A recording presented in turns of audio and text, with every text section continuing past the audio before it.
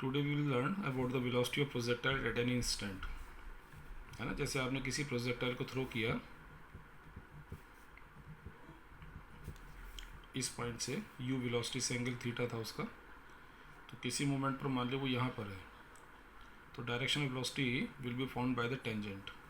ये आगे इस v को हम कैलकुलेट करना चाह रहे हैं, ठीक है। At an instant velocity v है, and if vx and vy be the x and y component of velocity v, then vx is equal to ux plus axt, ठीक है ना। हम डायरेक्ट अगर इसे v is equal to u minus g t से calculate करना चाहेंगे तो ये गलत होगा। पता क्यों?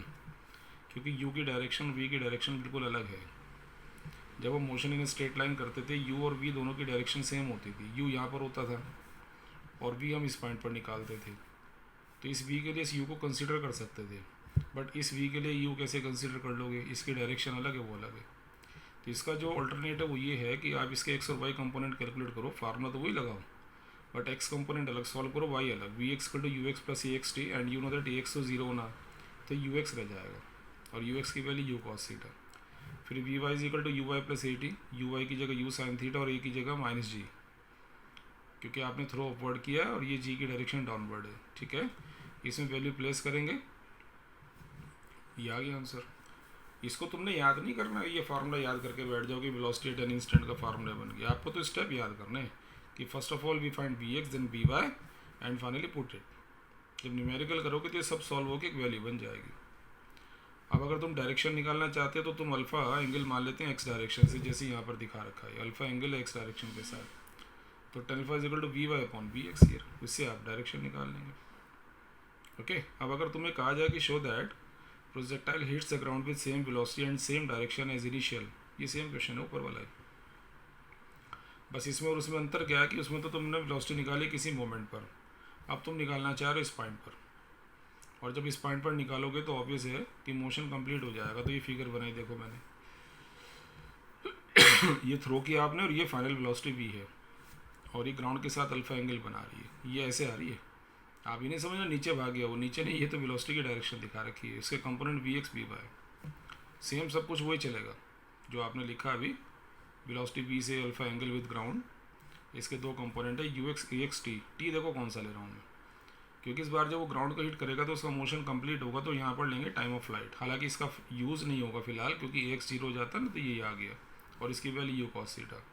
फिर v y equal to u y plus a y t, यहाँ पर यूज़ होगा, देखो यू वाई ये रहा और ए वाई की जगह माइनस जी, ये टी, यू वाई की वैल्यू यू साइन थीटा और टी की वैल्यू तुम जानते हो टू यू साइन थीटा पहुँची, सॉल्व होकर माइनस यू साइन थीटा आएगा।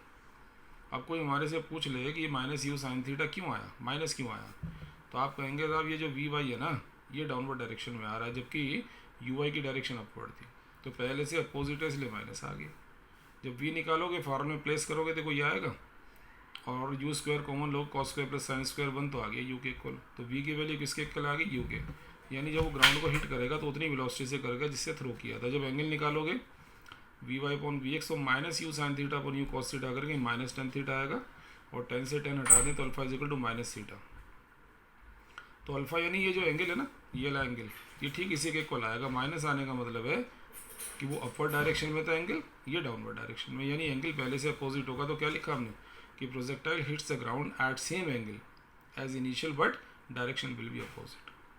जब आपने थ्रो किया था तो आपने थ्रो किया था इस तरह से, ए ऐसे, और जब हिट कर रहा तो वैसे आ गया, डायरेक्शन पहले से अपोजिट होगी। एक छोटी सी बात यहाँ पर तुम्हारे सीखने के लिए है, देखो यहाँ एक टर्म आया v x equal to u x, ये एक सीखने की बात है कि अगर हमारे से वो कहें कि विच component of the velocity remains constant through out the projectile motion, you will say x component. मतलब क्या कहना चाह रहे हैं वो कि किसी भी पॉइंट पर, यहाँ पर, यहाँ पर, यहाँ पर, कहीं भी अगर तुम वी एक्स कैलकुलेट करोगे तो वो यू एक्स के इक्वल आएगा, यानी वेलोसिटी का जो एक्स कंपोनेंट है किसी भी पॉइंट पर वही होगा जो इनिशियली एक्स कंपोनेंट था, है ना। क्यों होगा? क्योंकि ए एक्स है नहीं, एक्सेलरेशन है नहीं भाई। वेलोसिटी में चेंज एक्सेलरेशन की वजह से तो आता है, और एक्स डायरेक्शन में एक्सेलरेशन है नहीं, तो एक्स वाला कंपोनेंट हमेशा कांस्टेंट रहेगा।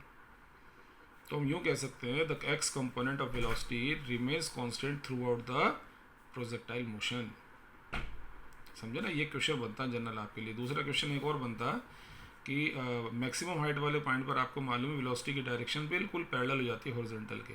अच्छा, जी वर्टिकली डाउनवर्ड है, यहाँ पर देखो ये डायरेक्शन ये बन गई वेलोसिटी की, जी ये। ऐसे यहाँ देखोगे ये ऐसे बनेगी जी ये रहा, लेकिन केवल मैक्सिमम हाइट वाले पॉइंट पर वी और जी एक दूसरे के परपेंडिकुलर होंगे।